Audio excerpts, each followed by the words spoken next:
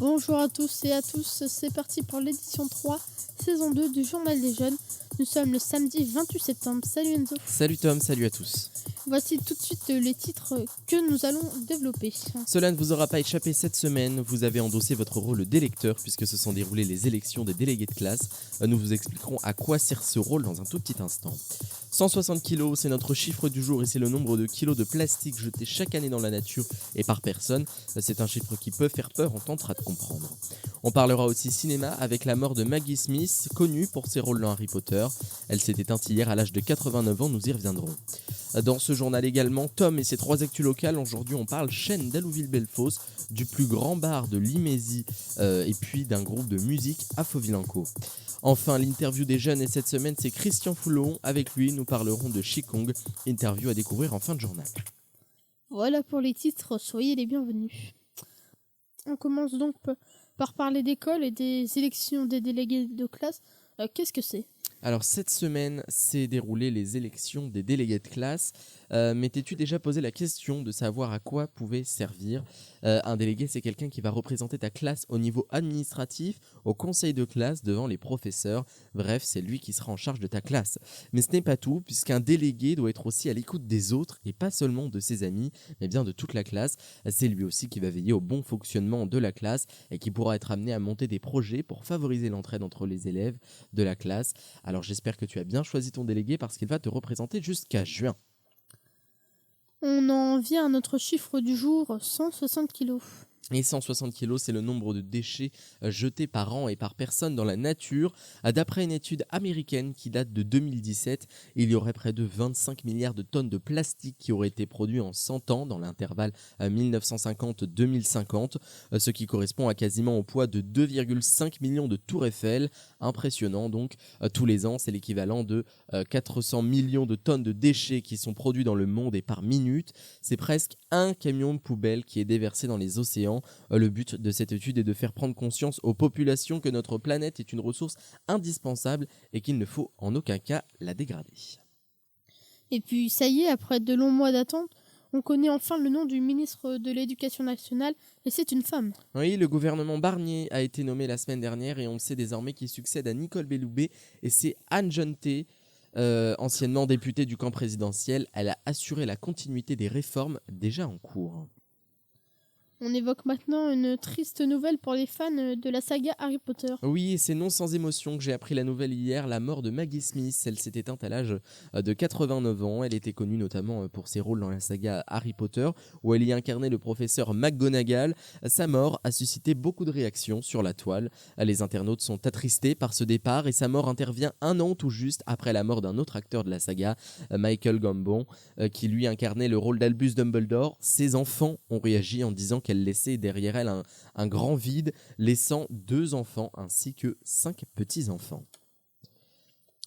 Une bonne nouvelle donc, le ticket de métro sera un prix unique à 2,50 €. Et c'est le prix que vous payerez donc pour voyager en RER dans toute la France dès 2025 sans limite de distance. À noter que le prix du ticket de métro augmentera donc de 35 centimes tout de même. Et après la pandémie du Covid-19, c'est le retour de la précarité étudiante. Et même si les effets du Covid-19 ont disparu, la santé mentale et la précarité des étudiants restent préoccupants. C'est ce qu'a révélé une nouvelle étude. Aujourd'hui, 26% des étudiants déclarent avoir été en difficulté contre 23% en 2016. Certaines villes prennent des mesures. C'est le cas de la ville du Petit-Quevilly, près de Rouen. Là-bas, la ville a instauré un revenu minimum étudiant pour limiter ces problèmes. À voir si d'autres villes prendront le même chemin. Tom et ses 3 actus locales, on commence donc avec le chêne d'Allouville-Bellefosse. Oui, en ce samedi 28 septembre, je vais commencer à vous parler d'Allouville-Bellefosse, où le grand chêne qui a fait rêver les enfants prend l'eau. Donc la Fondation du patrimoine lance une grande collecte qui va être effectuée pour permettre de réaliser des travaux. Le plafond de la cagnotte est estimé à 5 000 €. Si vous voulez participer à cette cagnotte, elle est en ligne depuis le 27 septembre 2024, donc hier. Pour vous expliquer, ils ont découvert que le chêne avait des infiltrations visibles lors des fortes pluies.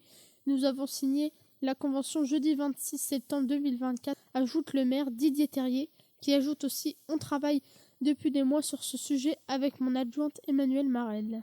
Et on parle du bar de Limésie qui met la clé sous la porte. Maintenant, partons à Limésie, là où les époux Malandin disent au revoir à leurs clients. Marianne et Olivier Malandin ont passé leurs clés de bar pour se poser un peu, et puis derrière chercher un travail de salarié. Les époux sont âgés de 57 et 58 ans. Ces époux souhaitent beaucoup remercier leur clientèle qui était très présente. Et pour finir ces 3 actus locales, on finit en musique. Et pour finir, je vais vous parler de Faux-Vilanco, là où le saxophone et la guitare rayonneront dans nos oreilles. Le 4 octobre 2024, le duo La Luna et Salga permettront un beau voyage musical, croyez-moi. Merci Tom et à la semaine prochaine pour d'autres actus locales. L'interview des jeunes et cette semaine, on parle d'une discipline, plus précisément du Qigong. Notre invité c'est Christian Foulon et c'est Mathéo qui l'a rencontré. Écoutez. J'avais commencé à la MJC de Bolbec en tant que prof de karaté-do. C'était il y a environ 37 ans. Ensuite, j'ai enseigné le Tai Chi Chuan et maintenant, j'enseigne le Qigong à la MJC depuis une vingtaine d'années. C'était l'initiative d'un directeur de structure qui m'avait demandé si je voulais à l'époque donc enseigner le Qigong. Alors, il faut savoir que moi, j'enseignais le Qigong parallèlement au Tai Chi Chuan. Donc il y avait des postures, il y avait des mouvements de Qigong, les Patuan Shin, etc. Mais j'avais pas de cours spécifique de Qigong. Et progressivement, suite à la demande, j'ai développé des cours de Qigong. Alors ça c'est toujours pareil, en fait c'est un parcours. Moi quand je me suis intéressé à tout ce qui était énergétique, j'ai commencé par un livre de yoga, j'avais 13 ans. Donc le yoga m'intéressait, j'ai acheté un livre, j'ai pratiqué tout seul. Plus tard, j'ai rencontré Alain Duhaillon qui était à l'époque l'un des rares à enseigner dans la MJC, et il enseignait à Bolbec d'ailleurs le yoga, et j'ai pratiqué avec lui. C'était une démarche, une recherche personnelle. Ce qui m'intéressait, c'était toutes ces disciplines qui viennent d'Asie, qui permettent de développer en fait sa personnalité, de se libérer, de comprendre comment on fonctionne. Et puis par la suite, ça s'est orienté vers un travail spécifique d'énergie. Pour le Qigong, il n'y a pas vraiment d'âge, mais c'est une pratique qui est quand même très intériorisée, qui s'apparente au Tai Chi Chuan où les mouvements se font au ralenti. Le regard est tourné vers l'intérieur, donc en règle générale, j'ai rarement des jeunes. J'ai plutôt des personnes, disons, entre 30 et 85 ans. Je lui dirais une seule chose. Venez essayer un cours. Alors, le Qigong n'est pas un art martial. En fait, Qi, on traduit en général par énergie, mais ça ne veut pas dire tout à fait ça. Ça veut dire le souffle qui anime la forme. Donc, Kong, c'est travail. Donc, c'est un travail qui consiste à cultiver le souffle interne, donc la vitalité en fait, du corps humain. Mais on peut, une fois qu'on a développé des aptitudes en Qigong, on peut l'utiliser le Qigong pour se soigner soi-même. Ça, c'est un peu la base. Pour soigner les autres, les arts martiaux, parce qu'il existe des Qigong très durs d'ailleurs pour les arts martiaux. Donc le Qigong peut être utilisé à différentes fins. Oui, enfin moi je m'intéresse à beaucoup de choses. Les arts martiaux, ça a été une bonne partie de ma vie. Et je m'intéresse bien sûr à tout ce qui relève de l'énergétique. À la musique également. Tout ce qui est moyen d'expression, la musique est un excellent moyen d'expression. Donc je joue beaucoup de musique, surtout en ce moment.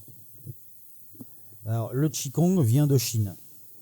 Essentiellement, ça a été pratiqué pendant des milliers d'années, mais la source, l'origine, c'est ce qu'on appelait autrefois le Neigong, qui veut dire travail interne, le Neigong taoïste. Donc en fait, à l'origine, c'est une gymnastique taoïste, donc qui consistait essentiellement, pour les anciens, c'était pratiqué il y a environ 5000, 6000 ans, voire peut-être plus, il fallait être en harmonie avec le ciel et la terre et tout ce qui est vivant. Être heureux de vivre et vivre en bonne santé. Voilà donc pour cet entretien. Merci à tous d'avoir été avec nous, c'est la fin de ce journal. Merci Tom. Merci à tous, bon week-end. On se retrouve donc samedi prochain et en forme pour l'édition 4 saison 2.